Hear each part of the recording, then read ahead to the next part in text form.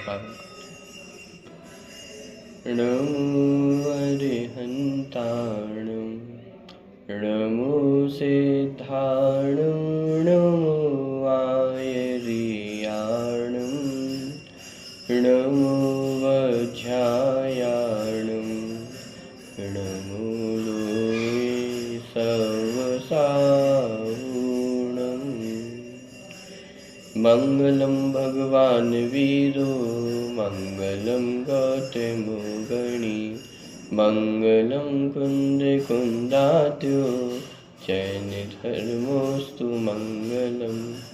सर्वमङ्गलमाङ्गल्यं सर्वकल्याणकारकं प्रधानं सर्वधर्माणां जैनं जयतु शासनम्। वन्दितु सर्वसिद्धे ध्रुवमचलमणोमवङ्गदिं पते वोच्छामि समयपाहुर्मिणमो सुधकेवली भणितम्।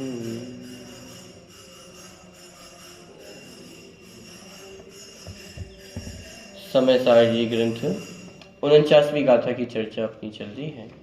जीव का वास्तविक स्वरूप कैसा है? अद्वसन आदि भावों से रहित, अरस, अरूपी, अस्पर्शी और अशब्द, अगंध, इस प्रकार की चर्चा अभी तक अपन ने पढ़ी है। गाथा का पाठ एक बार यहाँ से करते हैं, फिर विषय की ओर आगे बढ़ेंगे। अरसिमरूपमगन्धम् अव्वतं चेदिना गुणमसद्दम् जान अलिंगगहनम् जीवमणितिष्ठसंठानम्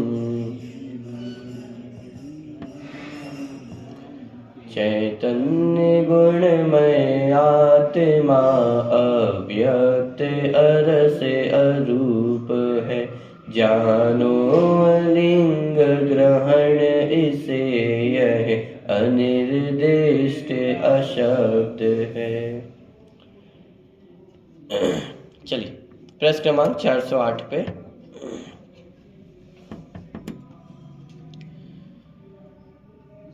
अरस आदि संबंधी जो 6 बोल लिए गए थे, उनके अनुशीलन में जो चर्चा ली गई है उसको अपन देख रहे थे।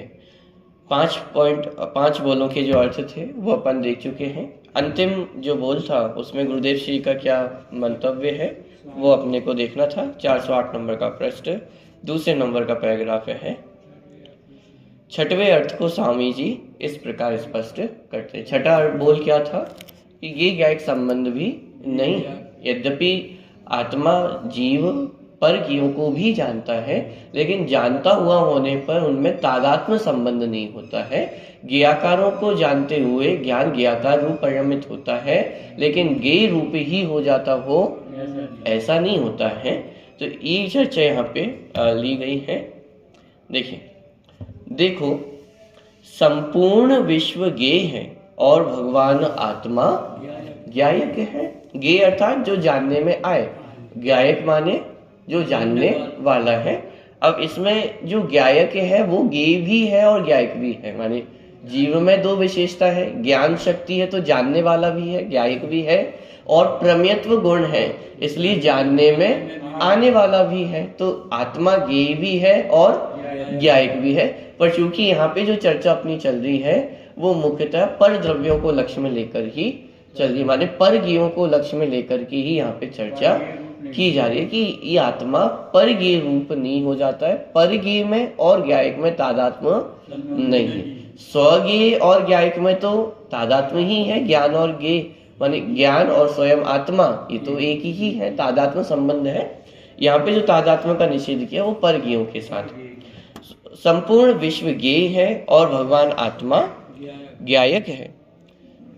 सभी ज्ञेयों को जानने की भावना आत्मा, भगवान आत्मा की लाइट गई है, चलिए।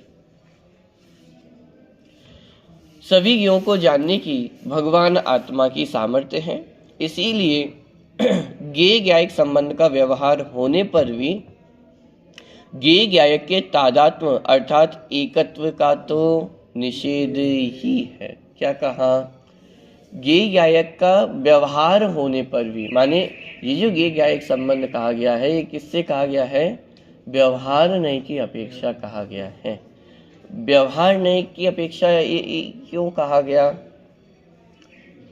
क्योंकि पर के साथ संबंध बनाया जा रहा है ना। यद्यपि कोई संबंध ऐसा नहीं है, लेकिन तथापि पर ज्ञेय का संबंध बनाया जा रहा है। भेद है यहाँ पे, ज्ञेय और ज्ञायक दो भेद हुए। भेद सो व्यवहार, माने इस अपेक्षा ये व्यवहार नय का कथन है। व्यवहार होने पर भी उनमें तादात्म्य अर्थात एकत्व का निषेध तो है ही। ज्ञेय को जानते हुए भी ज्ञायक ज्ञेय रूप नहीं होता। रस तो ज्ञेय है और आत्मा उसे जानने वाला ज्ञायक है। रस रूप ज्ञेय को जानते हुए भी आत्मा का ज्ञान ज्ञेय रूप या रस रूप नहीं होता। ज्ञान ज्ञान रूप रहता है और रस रस रूप रहता है। रस का ज्ञान ज्ञान का ही परिणमन है, वह ज्ञान के ही कारण है, रस के कारण नहीं है। जब हम ये चर्चा पढ़ रहे हैं, छठा बोल पढ़ रहे हैं, इससे हमें एक बात समझ आ रही है। जीव ज्ञों को जानने के काल में भी वास्तव में ज्ञान का ही वेदन करता है। जिस समय हमने मीठा चखा तो उस समय हमने मीठे का वेदन किया या मीठे को जानने वाली ज्ञान पर्याय का वेदन किया? अब ये बात थोड़ी सी सुनने में ऐसा लग सकता है कि भाई ये कैसी बात कर रहे हैं। जब मीठे को चखा है तो मीठे का ही तो वेदन किया है ना, उस स्वाद का ही तो वेदन किया है। थोड़ा सा गंभीरता से विचार किया जाए तो मीठे का वेदन किया है या अपने ज्ञान का ही वेदन कर रहा हूँ? अपने ज्ञान का ही वेदन कर रहा हूँ। क्यों? क्योंकि जैसे बहुत प्रसिद्ध उदाहरण ये, जैसे किसी की फैक्ट्री में आग लग गई हो, अब उसको रसगुल्ला खिलाया जाए तो कितना मीठा लगेगा? अरे रसगुल्ले में नमक थोड़ी ना डला है, शक्कर ही डली हुई है, चाशनी में ही डूबा हुआ है, मीठा ही है, लेकिन कितना मीठा लग रहा है।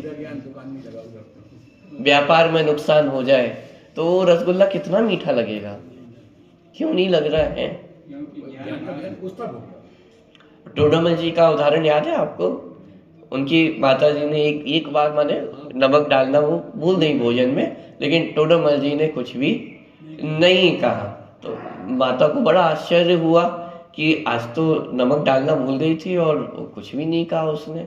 तो फिर उन्होंने अगले दिन भी नमक नहीं डाला, टोडरमल जी ने अगले दिन भी कुछ नहीं कहा, तीसरे दिन डाला नहीं डाला तो भी तीसरे दिन कुछ नहीं कहा। ऐसे 6 महीने तक उन्होंने भोजन में नमक नहीं डाला और टोडरमल जी ने कुछ भी नहीं कहा।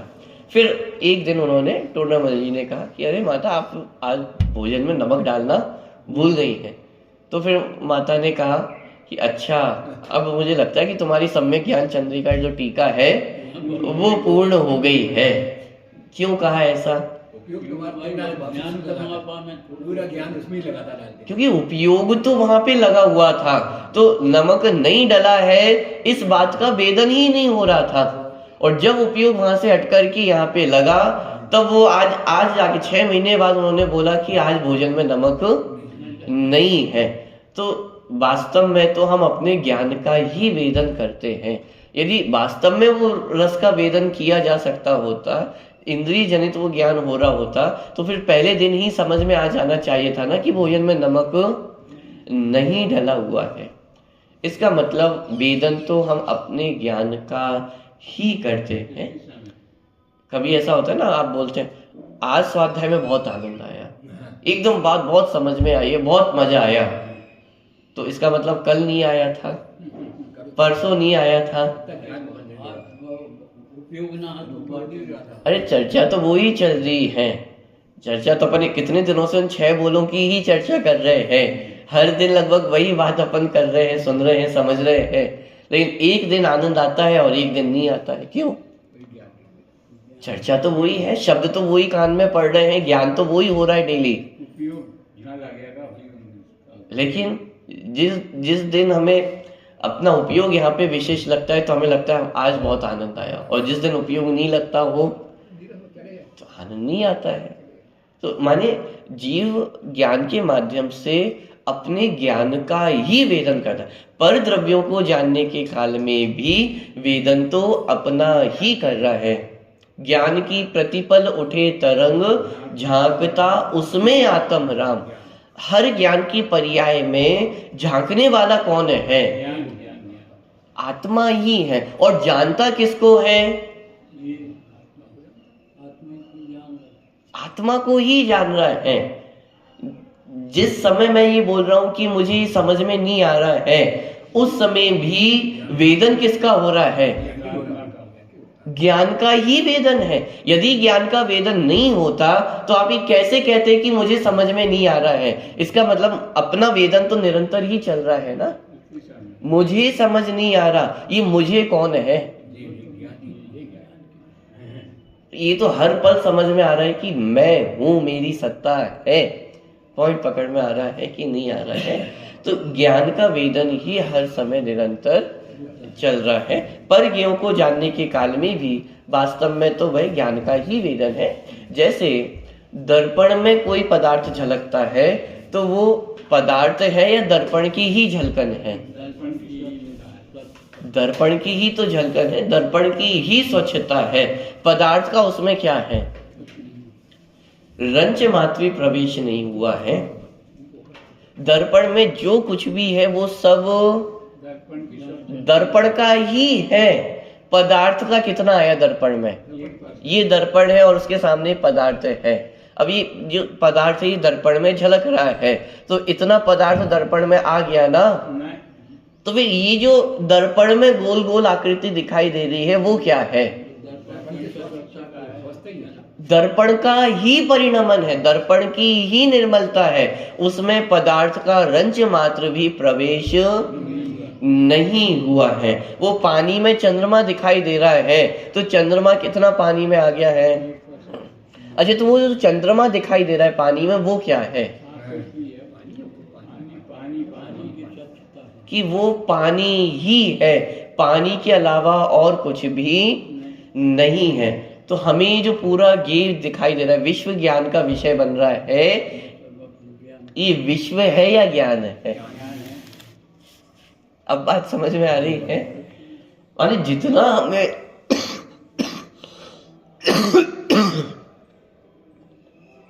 जितना विश्व हमारे ज्ञान का विषय बन रहा है वो सब वास्तव में तो ज्ञान ही है। पॉइंट पकड़ में आ रहा है?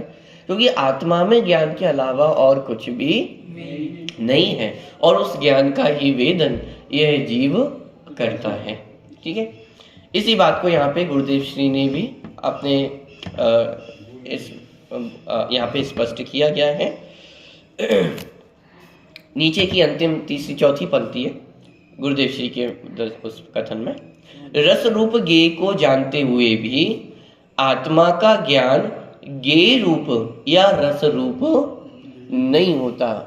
एक तो अर्थ इसका ये है कि आत्मा मिठास को जानता है लेकिन स्वयं मिठास रूप नहीं होता है। रस को जानता है लेकिन रस रूप नहीं होता है। रूप को जानता है लेकिन रूप नहीं हो जाता। स्पर्श को जानता है लेकिन स्वयं स्पर्श रूप नहीं हो जाता है। ज्ञान ज्ञान रूप रहता है और रस रस रूप रहता है। रस का ज्ञान ज्ञान का ही परिणमन है, वही ज्ञान के ही कारण है, रस के कारण नहीं है। ठीक है, पांचवा और छठवा ये दोनों अर्थ रस रूप आदि को जानने संबंधी हैं। पांचवें अर्थ में यह कहा गया है कि अकेले रस को नहीं जानता अपितु सभी को जानता है, अतः कैसा है? अरस है। अकेले रूप को नहीं जानता अपितु सभी को जानता है, अतः अरूप है। अकेले गंध को नहीं जानता अपितु सभी को जानता है, अतः अगंध है। और अकेले स्पर्श को नहीं जानता अपितु सभी को जानता है, अतः अस्पर्श है। छठवें अर्थ में कहा गया है कि भगवान आत्मा रस रूप गंध और स्पर्श को जानता तो है, उनके ज्ञान रूप तो परिणमित होता है, परंतु उन रूप परिणमित नहीं होता। इस कारण वह अरस, अरूप, अगंध और अस्पर्श है। अब देखिए यहाँ पे कितना व्यवस्थित और संतुलित विवेचन है। जो हम क्रमबद्ध पर्याय का यदि आपने पुस्तक पढ़ी हो, जब विवेचन हम पढ़ते हैं तो उसमें एक प्रश्न खड़ा किया गया, माने प्रतिवादी के माध्यम से एक चर्चा खड़ी की गई। क्रमबद्ध पर्याय को सिद्ध करने के लिए सबसे बड़ा जो तर्क दिया गया वो सर्वज्ञता का गया, कि सर्वज्ञता को यदि हम समझते हैं तो ये बात अपने आप सिद्ध हो जाती है कि जगत का प्रत्येक परिणमन कैसा है, स्वयं सिद्ध है, क्रमबद्ध है, एक एक अपनी पर्याय में, अपने क्रम में ही पर्याय उत्पन्न होती है और नष्ट होती है। क्यों? ये बात कैसे समझ में आती है? क्योंकि केवली भगवान संपूर्ण विश्व को जानते हैं। संपूर्ण विश्व को तो जानते ही हैं, लेकिन भूतकाल की समस्त पर्यायों को भी जानते हैं, वर्तमान की पर्यायों को भी जानते हैं और भविष्य की भी सभी पर्यायों को भी जानते हैं। जब भविष्य की सभी पर्यायों को जानते हैं तो फिर अनिश्चित रूप से जानते हैं या निश्चित रूप से जानते हैं? निश्चित ही जानते हैं ना कि ऐसा होगा, या ऐसा जानते कि ऐसा हो सकता है। जो होगा वही जाना। यदि ऐसा जानते कि ऐसा हो सकता है तो फिर इसमें ज्ञान की दिव्यता क्या रही, फिर उसमें भगवान की सर्वज्ञता क्या रही? ये तो हम भी बता सकते हैं कि यदि आप पानी पियोगे तो प्यास बुझ जाएगी, यदि आप भोजन करोगे तो आपकी भूख शांत हो जाएगी, यदि आप आग पे पानी डालेंगे तो आग बुझ जाएगी। ये तो हम भी बता सकते हैं। यदि आप अध्ययन करोगे तो परीक्षा में पास हो जाओगे, ये तो हम भी बता सकते हैं ना। ये तो क्षम ज्ञानी भी बता सकता है। तो यदि ऐसा ही केवली भगवान का ज्ञान हो तो फिर उस ज्ञान में दिव्यता क्या रहेगी? फिर उसको हम केवल ज्ञान क्या कहें? फिर उसको हम सर्वज्ञता कैसे कहें?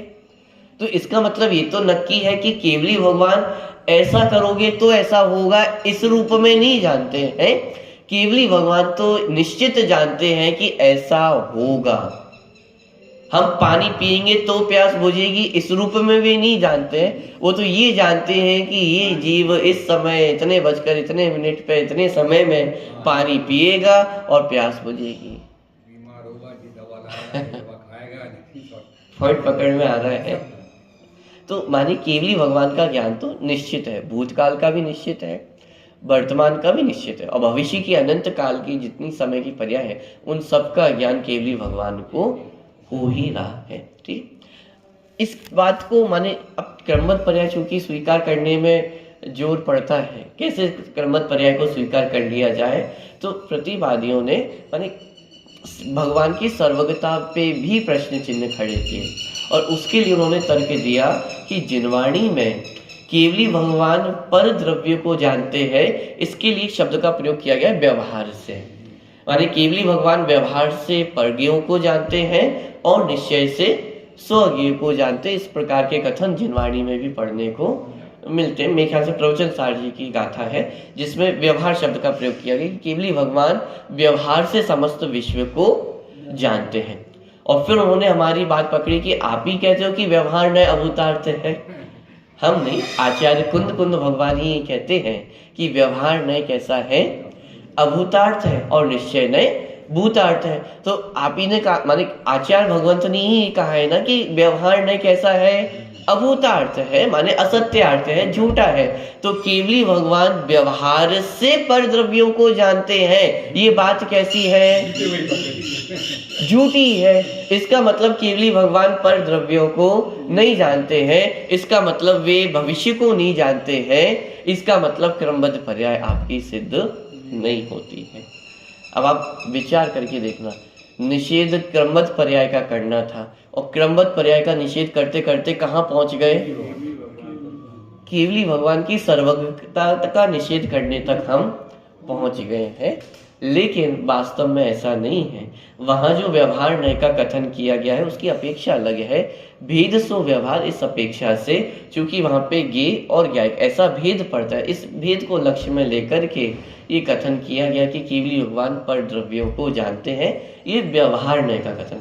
दूसरा कारण ऐसा कहने का तात्पर्य ये है कि केवली भगवान परद्रव्य को जानते हैं, लेकिन परद्रव्य रूप नहीं हो जाता है। ज्ञान ज्ञाकार रूप तो होता है, लेकिन ज्ञेय रूप हो जाए ऐसा नहीं होता है। इसलिए वहां पे कथन किया कि व्यवहार से जानते हैं, पर द्रव्य को जानते हैं, ज्ञेयों को जानते हैं, विश्व को जानते हैं, लेकिन उस विश्व से विरक्त रहते हैं। इसीलिए कहा कि केवली भगवान व्यवहार से पर द्रव्य को, विश्व को जानते हैं। लेकिन वहां व्यवहार से पर द्रव्य को जानने का अर्थ ही नहीं है कि पर द्रव्य को जानते ही नहीं है, उनके ज्ञान का विषय ही नहीं बनता हो, ऐसा वहां कहने का प्रयोजन नहीं है। ये इतनी चर्चा मैंने क्यों ली?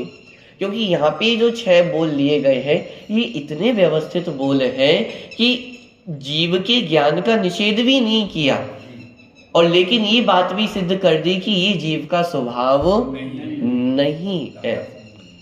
तीसरे और चौथे पॉइंट में ये बात स्पष्ट की कि आत्मा द्रव्येंद्रियों से पर पदार्थों को नहीं जानता है, आत्मा अपने क्षयोक्षम ज्ञान से भी पर पदार्थों को नहीं जानता है। तो मन में ये शंका खड़ी हो सकती है, तो क्या आप ये कहना चाहते हो कि आत्मा पर द्रव्यों को जानता ही नहीं है? तो 5वें और 6ठे पॉइंट में ये सिद्ध किया कि आत्मा जानता तो है।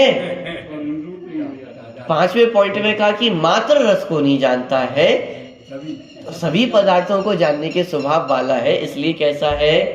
अरस है। 6ठे पॉइंट में ये सिद्ध किया यद्यपि ज्ञेय ज्ञायक संबंध है, व्यवहार से ज्ञेय ज्ञायक संबंध है, लेकिन तादात्म्य संबंध नहीं है। मैं अग्नि को जानता तो हूं, लेकिन अग्नि को जानने से मैं अग्नि रूप हो जाता हूं, ऐसा नहीं होता। माने आचार्य ने ज्ञेय ज्ञायक संबंध स्थापित भी किया, लेकिन ज्ञेय ज्ञायक संबंध में संबंध जैसा कुछ नहीं है, इस बात को भी निरूपित किया। माने जितने प्रकार से जीव छल ग्रहण कर सकता था, उन सब का निषेध किया है। जीव पर द्रव्य को नहीं जानता है, इस बात को भी सिद्ध किया। पर द्रव्य को जानता हुआ भी अपने में स्थित रहता है, पर रूप नहीं हो जाता है, इस बात को भी स्पष्ट किया। तो जो जीव का स्वपर प्रकाशक बना है, उस पे भी आंच नहीं आई, और यहाँ आचार्य को जो सिद्ध करना था वो बात भी उन्होंने सिद्ध कर दी है। तो एकदम व्यवस्थित विवेचन किस प्रकार से किया जाता है, वो बात हमें 6 बोल पढ़ के समझ में आती है। डॉक्टर साहब की कला है बहुत ज्यादा। दादा की कला और गुरुदेव श्री ने जो मर्म खोला है, और उसको दादा ने जो निरूपित किया, बहुत व्यवस्थित विवेचन। चलिए, इस प्रकार इन 6 अर्थों में आरंभ के 2 अर्थ पुद्गल द्रव्य और उनके रस रूप गंध और स्पर्श गुणों से आत्मा के भिन्न होने रूप हैं। बीच के 2 अर्थ रस रूप गंध और स्पर्श को द्रव्येंद्रियों भावेंद्रियों के माध्यम से नहीं जानने संबंधी, और अंत के 2 अर्थ जानने रूप तो हैं। देखो, जो अभी अपन ने चर्चा की कि पहले 2 अर्थों में तो पर द्रव्य पुद्गल द्रव्य से भिन्नता स्पष्ट की, फिर बात के तीसरे और चौथे नंबर के पॉइंट में ये सिद्ध किया कि आत्मा पर द्रव्यों को नहीं जानता है, द्रव्येंद्रियों से भी नहीं जानता है और भावेंद्रियों से नहीं जानता है। तो अब किसी को यदि ऐसा लगने लग जाए कि आत्मा मात्र अपने आप को ही जानता होगा, पुद्गल को नहीं जानता है, तो उसके लिए 5वें और 6ठे पॉइंट दिए। जानने रूप तो है, क्या कहा? अंत के 2 अर्थ जानने रूप तो है, पर उनमें से पहला अकेले को ना जानकर सभी को जानने रूप है, और दूसरा जानने रूप परिणमित होने पर भी उन रूप परिणमित नहीं होने रूप है। बात ख्याल में आए? निष्कर्ष में कहा जा सकता है कि इन 6 अर्थों में आत्मा का पुद्गल के रसादि गुणों के साथ सभी प्रकार के संबंधों का बड़ी ही निर्दयता से निषेध कर दिया गया है। निर्दयता से क्यों?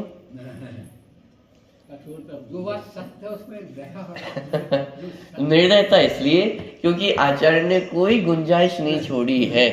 कहीं तो कोई गुंजाइश छोड़ देते कि मैं पर द्रव्य के साथ कोई संबंध बना सकूं, पर द्रव्य के साथ कोई तो संबंध होगा।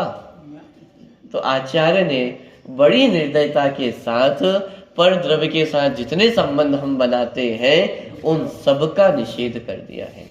इसका मतलब आचार्य यहाँ पे ये कहना चाह रहे हैं कि आत्मा में रस नहीं पाया जाता है, आत्मा में रूप नहीं पाया जाता है, आत्मा में गंध नहीं है, आत्मा में शब्द नहीं है, तो फिर क्यों इनमें उलझ करके ही राग द्वेष करते हो दिन रात? आप देखो हमारा जीवन जो कुछ भी चल रहा है वो रस रूप के पीछे ही तो दौड़ रहा है। दिन रात दर्पण के सामने बार बार खड़े होकर के अपने रूप को निहारते हैं। हाथ को पैर को जरा सी एक फुंसी पैदा हो जाए तो कितने दिन खराब हो जाते हैं। और ये इस रूप में एकत्व करने के कारण ही एक फुंसी हुई, अब उसको दूर करने के लिए हम क्या क्या उपाय करते हैं? फिर उसमें भक्ष्य अभक्ष्य का विचार करते हैं क्या? दवाइयों के सेवन करने में हिंसा का विचार रहता है क्या? कि नहीं रहता है। इसका प्रारंभ कहां से हुआ? इस रूप में एकत्व किया, इस रूप में ममत्व किया, तो बाकी के सारे पाप होते चले गए हैं। जब इस रूप में एकत्व ममत्व होता है तो परद्रव्य का रूप भी हमें अच्छा लगने लगता है। कोई अच्छा लगता है, कोई बुरा लगता है। यही तो हमारे राग द्वेष के आधार है। जिसका रूप हमें सुहाता है उसके प्रति राग होता है। अब उसी को अच्छे शब्द कह दिए जाते तो हम उसे प्रेम कह देते हैं, लेकिन है तो राग ही, है तो पाप ही। और जिसका रूप हमें अच्छा नहीं लगता हो उससे हम द्वेष करने लगते हैं। अभी राग द्वेष की श्रृंखला कहां से प्रारंभ हुई? इस रूप में एकत्व ममत्व करने से। आप दुनिया के जितने पाप हैं, जितने राग द्वेष हैं, आप उन सबको उठा करके देखेंगे, उनका प्रारंभ ये रस रूप गंध में एकत्व ममत्व करने से प्रारंभ हुआ है। गंध, सुगंध, दुर्गंध, ये शरीर कैसा है, अब इसको सुगंधमय बनाने के लिए कितने उपाय करते हैं। शरीर को सुगंधमय बनाने के लिए इत्र आदि का प्रयोग करते हैं। ये भी विचार नहीं होता है कि उसमें कितनी हिंसा है, हिंसा का विचार नहीं रहता है। तो माने जितने पाप हो रहे हैं वो कहां से प्रारंभ हो रहे हैं? किसी का शरीर यदि दुर्गंधमय हो तो हम उससे द्वेष करने लग जाते हैं। लेकिन मुनिराजों का स्वरूप कैसा होता है? सम्यक दृष्टियों का स्वरूप कैसा होता है? कौन सा अंग होता है सम्यक दृष्टियों का? प्रसंग प्राप्त कौन सा अंग है? निर्विचिकित्सा। किसी से ग्लानि नहीं करते। किसी के कुरूप शरीर को देख करके कोढ़ बह रहा हो, गंध आ रही हो, दुर्गंध आ रही हो, लेकिन उसको देख करके विचिकित्सा नहीं होती है। निर्विचिकित्सा अंग धनी है। कैसे है? अरे जब तक इस गंध के साथ एकत्व ममत्व रहेगा तब तक निर्विचिकित्सा अंग नहीं हो सकता है। उसके लिए आवश्यक ये है कि पहले शरीर से, इस रूप गंधमय शरीर से आत्मा को भिन्न देखा जाए। जब स्वयं को भिन्न देखेगा तब अन्य को भी भिन्न देख पाएगा। जब स्वयं ही भेद विज्ञान नहीं किया है फिर अन्य में भेद विज्ञान कैसे करेगा? कैसे अन्य जीव को शरीर से भिन्न देख पाएंगे? हमें लगता है परिणाम शांत हो, परिणाम शांत हो। ज्यादा गुस्सा नहीं करो, ज्यादा क्रोध नहीं करो। सभी जीव भगवान आत्मा है ना। अरे अपने आप को भगवान आत्मा देखा कि नहीं देखा? अपने आप को रस रूप गंध वर्ण से भिन्न देखा कि नहीं देखा? यहां तो भेद विज्ञान नहीं किया है तो हमें क्या लगता है हम अन्य जीवों में भेद विज्ञान कर पाएंगे? जब हम अपने आप को शरीर से भिन्न नहीं देख पा रहे हैं तो सामने वाले को शरीर से भिन्न देख पाएंगे? सामने वाला यदि कोई हमारे साथ गलत करेगा तो आप वहां भेद विज्ञान कर पाओगे कि नहीं ये तो शरीर अलग है और भगवान आत्मा अलग है? ये कैसे संभव है? जब तक यहां भेद विज्ञान नहीं होगा तब तक जगत में भी आप भेद विज्ञान नहीं कर सकते। तो ये चर्चा आपको हो सकता है ऐसी लग रही हो कि क्या पुद्गल के रस रूप गंध आदि से भेद विज्ञान कराया जा रहा है। तो पूरा हो गया। लेकिन अरे भाई भेद विज्ञान का आधार ही ये है। यदि रस रूप आदि से भेद विज्ञान नहीं होगा तो हमारे संसार का अंत भी आने वाला नहीं है। क्योंकि ये जो शरीर है ये रस रूप गंधमय ही तो है और उसी में हम एकत्व ममत्व करते हैं और उसी के निमित्त से हमारे राग द्वेष उत्पन्न होते हैं। रूप अच्छा बुरा, गंध अच्छी बुरी, शब्द अच्छे बुरे। बोलो हमारी भाषा कैसी होनी चाहिए, हमारी वाणी कैसी होनी चाहिए?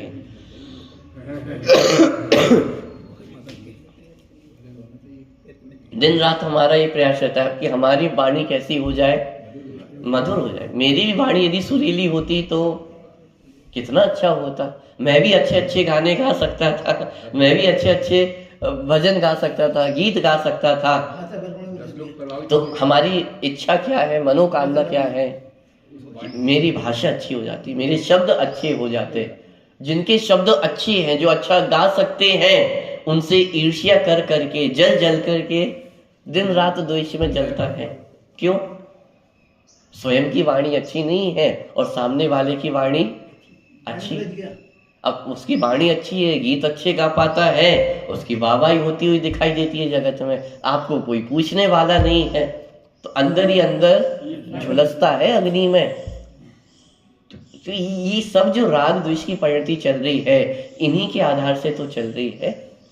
स्पर्श, रस, गंध, वर्ण, शब्द, इनमें एकत्वमत्व के कारण ही राग द्वेष खड़े होते हैं। रस को लेकर के पूरा झगड़ा तो ये रस का ही है। दिन रात, सुबह से लेकर के रात तक, सुबह का भोजन कैसा होना चाहिए? आज तक किसी के मन का भोजन बन पाया है क्या? हर दिन वही चिकचिकी, आज क्या बना दिया, आज वही सब्जी, वही लौकी गिलकी, वही सब। बच्चों को तो सबसे ज्यादा समस्या यही होती है, रस चाहिए। क्यों? रस के बिना तो हमारा काम नहीं चल सकता है। लेकिन अरे भेद विज्ञान तो करो, क्या आत्मा ये रस को चखने वाला भी है क्या? और जिस रस को चखने से अतीन्द्रिय आनंद की, सुख की प्राप्ति होती है, उस अतीन्द्रिय रस का वेदन तो हमने आज तक किया ही नहीं है। और जिसमें इस पुद्गल के रस को रस मान करके हम उसी में एकर ममत्व करके उसी में हम अपनी बुद्धि को उसमें नष्ट कर रहे हैं। पॉइंट पकड़ में आ रहा है। इसीलिए एकत्व माने रस रूप आदि की चर्चा चल रही है। आपको ऐसा अटपटा ना लगे कि अचानक क्या रस रूप आदि की चर्चा चल रही है। कौन अपने आप को रस रूप मानता होगा, कौन अपने को गंध रूप मानता होगा? अरे हम अपने आप को रस रूप गंध रूप माने बैठे हुए हैं। विचार करके देखिए। श्रद्धा में तो पूरा आ जाता है, एक ही चीज आती है, लेकिन जो चारित्र में है, जब वो उस समय को श्रद्धा में ये भी तो वस्तु स्वतंत्रता है। जैन दर्शन की वस्तु स्वतंत्रता परस्पर दो द्रव्यों की भिन्नता तो स्पष्ट करता ही है, लेकिन एक द्रव्य में पाए जाने वाले जो दो गुण हैं, वो भी परस्पर में कैसे हैं? वो भी स्वतंत्र है। भिन्न भिन्न ऐसे भिन्न भिन्न नहीं है जैसे परस्पर दो द्रव्य भिन्न हैं, लेकिन परस्पर दो गुणों की भी अपनी स्वतंत्रता है। ज्ञान तो बहुत है साहब, श्रद्धा भी होनी चाहिए ना। ज्ञान तो है, लेकिन वैसा चारित्र भी होना चाहिए ना। अरे परिणमन स्वतंत्र है, केवली भगवान भी परिणमन को बिगाड़ नहीं सकते। बोलो, केवली भगवान के श्रद्धान में कितनी कमी है? अनंत भगवान के श्रद्धान में कोई कमी है क्या? मैं आत्मा हूं, इस श्रद्धान में कोई कमी होगी? ज्ञान में कोई कमी होगी? सर्वज्ञ है भाई, उनसे ज्यादा ज्ञान तो किसी के पास भी नहीं है। तो ज्ञान में तो कोई कमी नहीं है, श्रद्धान में उनसे बड़ा श्रद्धानी तो इस विश्व में कोई नहीं होगा कि मैं आत्मा हूं। तो फिर उन्हें मोक्ष क्यों नहीं हो रहा है? मोक्ष माने सिद्ध दशा, चारित्र की पूर्णता क्यों नहीं हो रही है? जब ज्ञान है, श्रद्धान है, तो फिर चारित्र वैसा क्यों नहीं हो रहा है? क्यों नहीं हो रहा है? सिद्ध क्यों नहीं बन रहे हैं वो? बोलो। अरे चारित्र गुण का भी अपना स्वतंत्र परिणमन है। एक एक गुण का स्वतंत्र परिणमन है। अभी अनंत अवस्था में अनंत चतुष्टय प्रकट हुए हैं, लेकिन सिद्ध भगवान के जो हम बाकी के 4 मूल गुण पढ़ते हैं, कौन से? अज्ञानत्व, अव्यवादत्व, सूक्ष्मत्व और अगुरु लघुत्व। तो ये गुण अनंत भगवान को क्यों प्रकट नहीं हो रहे हैं? ज्ञान में तो कोई कमी नहीं है, श्रद्धान में तो कोई कमी नहीं है, तो कमी कहाँ है फिर? कमी कहाँ है? अरे चारित्र में भी कमी नहीं है, यथाख्यात चारित्र प्रकट हो चुका है पहले ही। कमी कहाँ है? ये गुण प्रकट क्यों नहीं हो रहे हैं? एक एक गुण की अपनी अपनी स्वतंत्रता है। इसके लिए पंडित जी साहब बहुत अच्छा शब्द का प्रयोग करते हैं, अहेतुक है। कोई तर्क क्या दे इसके संदर्भ में, अहेतुक है। वस्तु का स्वभाव ऐसा है, एक एक गुण, एक एक परिणमन स्वतंत्र है। जो जिस समय जैसी पर्याय उत्पन्न होनी है, जिस गुण का जैसा परिणमन होना है, उस समय वैसा ही परिणमन होता है। चलिए केवली भगवान की अपन बात नहीं कर, सम्यक दृष्टि जीव, छायिक सम्यक दृष्टि जीव, उसके श्रद्धान में कोई कमी है क्या? छायिक सम्यक दृष्टि जीव के श्रद्धान में तो कोई कमी नहीं है ना। दृढ़ श्रद्धानी है कि मैं आत्मा हूं, मोक्ष मार्ग ये है, सम्यक दर्शन ज्ञान चैत्राणी मोक्ष मार्ग, बिना व्रतों को अंगीकार किए मोक्ष की प्राप्ति नहीं हो सकती। छायिक सम्यक दृष्टि को तो ये श्रद्धान है ना, और पक्का श्रद्धान है, तो फिर वो पांचवें गुण स्थान में क्यों नहीं आ जाता है? क्यों नहीं आ जाता है? व्रतों को अंगीकार क्यों नहीं कर लेता है? छायिक सम्यक दृष्टि जीव की बात कर रहा हूं। आपके औपशमिक छायिक सम्यक दृष्टियों को कुछ कमी रहती होगी, छायिक सम्यक दृष्टि जीव के कोई कमी है क्या? श्रद्धान 100% पक्का है या नहीं है? ज्ञान बिल्कुल पक्का है या नहीं है? तो फिर चारित्र वैसा क्यों नहीं है? अच्छा चलो, अब पांचवें गुण स्थान में आ गया, थोड़ी सद्बुद्धि आ गई है, अणुव्रत अंगीकार कर लिए हैं, तो महाव्रती अंगीकार कर लेते तो क्या समस्या हो जाती? क्यों नहीं किया? अरे एक एक गुण का परिणमन, एक एक पर्याय का परिणमन कैसा है? स्वतंत्र है। पॉइंट पकड़ में आ रहा है? जरूरी नहीं है कि ज्ञान हो और वैसा ही श्रद्धान हो ही हो, श्रद्धान हो और वैसा ही चारित्र में परिणमन हो, ये आवश्यक नहीं है। सबका अपना अपना स्वतंत्र परिणमन है। हाँ, जब सार्थक पने की चर्चा होगी तो ये कहा जाएगा, अरे भाई ज्ञान तो बहुत हो गया है, लेकिन उस ज्ञान को सार्थक तो करो, अपने चारित्र में तो लाओ। जब सार्थक करने की बात होगी तो इसी प्रकार का उपदेश दिया जाएगा। कोरे ज्ञान से कुछ होने वाला नहीं है, उस पर भरोसा तो रखो। जो जानकारी की है, मैं आत्मा हूं, इस बात का श्रद्धान तो करो, और श्रद्धान ही क्या करते हो, उसको अपने आचरण में तो लाओ। उपदेश की भाषा में इसी प्रकार का उपदेश दिया जाएगा, लेकिन वस्तु स्वरूप कैसा है?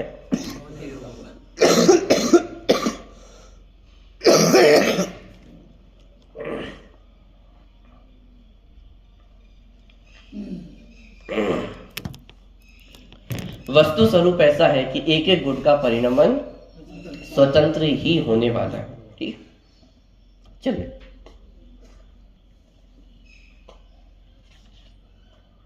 एक प्रश्न उत्तर और पढ़ लेते हैं। प्रश्न, अरस, अरूप, अगंध और स्पर्श का सीधा सच्चा अर्थ यह है कि आत्मा में खट्टा, मीठा, चरपड़ा, कषायला और कड़वा ये 5 रस नहीं है, अतः अरस है। काला, पीला, हरा, लाल और सफेद ये 5 रंग नहीं है, अतः अरूप है। सुगंध और दुर्गंध ये 2 गंध नहीं है, अतः अगंध है। और रूखा, चिकना, कड़ा, नरम, ठंडा, गर्म, हल्का और भारी 8 स्पर्श नहीं है, अतः अस्पर्श है। यहाँ यह अर्थ तो नहीं किया और ना मालूम कहाँ से कैसे कैसे अर्थ निकाले हैं। क्यों? टीका में भी सीधा सीधा ये अर्थ तो किया ही नहीं है। ये आत्मा में स्पर्श माने हल्का भारी, रूखा, चिकना, कड़ा, नरम, ठंडा, गरम ये नहीं पाया जाता, इसलिए स्पर्श है। जबकि क्या तर्क दिए? आत्मा में स्पर्श नाम का गुण नहीं है, आत्मा स्पर्श रूप नहीं है, आत्मा स्पर्श को द्रव इंद्री से नहीं जानता, भाव इंद्री से नहीं जानता, अकेले स्पर्श को नहीं जानता है। ज्ञेय ज्ञायक संबंध है, लेकिन स्पर्श रूप परिणमित नहीं होता है। ऐसे घुमा घुमा के अर्थ किए हैं, सीधा सीधा अर्थ कर देते तो क्या समस्या होती? ये प्रश्न यहाँ पे किया गया है। मान लो कि जो अर्थ निकाले हैं वे भी ठीक हैं, पर साथ में यह अर्थ भी तो करना चाहिए था। देखिए उत्तर, अरे भाई इतना उत्तेजित क्यों होते हो? यह अर्थ भी करेंगे, जरा धैर्य रखो। आगामी गाथाओं में यही अर्थ किया गया है। आगामी 5 गाथाओं में इसी बात को विस्तार से कहा गया है। वहां भी आत्मा को रस, रूप, गंध और स्पर्श से रहित बताया है। आपने प्रश्न में जैसा सरल सहज अर्थ बताया वैसा ही अर्थ वहां दिया गया है, उसे भी यहाँ ही दे देते तो फिर वहां क्या करते? यहाँ जो गंभीर अर्थ किए हैं वे भेद ज्ञान की विशेष सिद्धि के लिए ही किए गए हैं, क्योंकि यह अज्ञानी जीव ऐसा जानकर भी कि आत्मा में रसादि नहीं है, उनसे किसी न किसी प्रकार अपनत्व एकत्व ममत्व स्थापित कर लेता है और कुछ नहीं तो सामान्य ज्ञेय ज्ञायिक संबंध के आधार पर ही उन्हें अपना जानने मानने लगता है। अतः यहाँ उन सभी संभावनाओं को संयुक्ति नकारा गया है।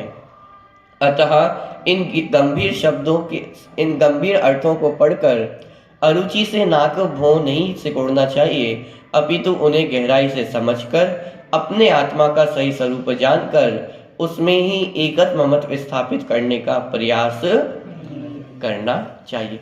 इस प्रकार के अर्थ इसलिए किए गए हैं विशेष रूप से उन जीवों के लिए जो ज्ञान में या बोलने को तो बोलते हैं कि आत्मा कैसा है, पर द्रव्य से भिन्न है, लेकिन मानता नहीं है।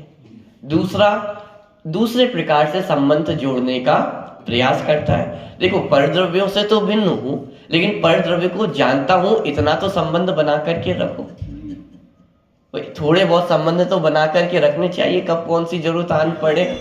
पूरे संबंध तोड़ दोगे और फिर कभी जरूरत पड़ी तो ऐसे शिष्यों को समझाने के लिए यहाँ पे 6 बोल के माध्यम से ये अर्थ किया गया है कि भाई किसी भी प्रकार से हमारा कोई संबंध नहीं है। और जिस अर्थ की चर्चा शिष्य कर रहा है कि भाई थोड़ा सरल अर्थ भी तो करते, तो वो सरल अर्थ की गाथाएं तो आगे आने ही वाली है, वो चर्चा वहां पे होगी ही, इसलिए यहाँ पे वो चर्चा नहीं ली गई है। और विस्तार से चर्चा पर करें।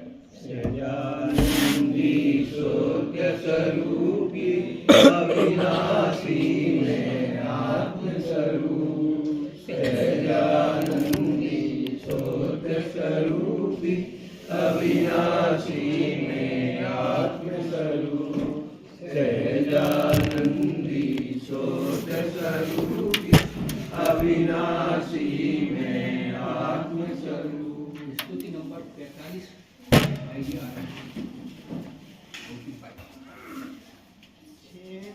चेतन निज में आओ, अंतर आत्मा बुला रही है, जग में अपना कोई नहीं है, तू खुद ज्ञानानंदमयी है।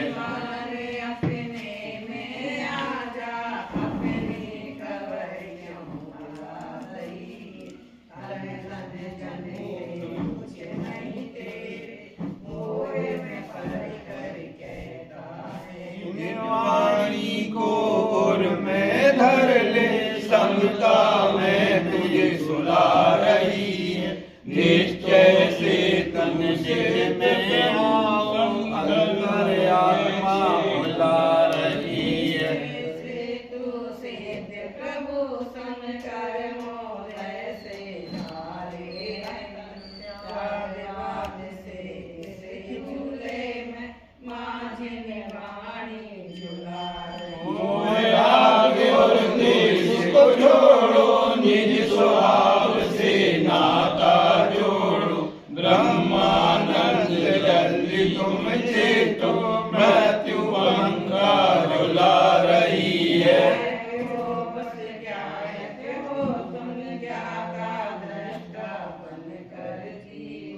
जागो जागो अभी तो चेतन माझे वाणी जगा रही, तो चेतन निज में आओ, अंतर आत्मा बुला रही है, जग में अपना कोई नहीं है, तू खुद ज्ञानानंदमयी है। वाणी के ज्ञान से सीखे लुगा लो, वाणी मस्तक नम सदा दे दूं।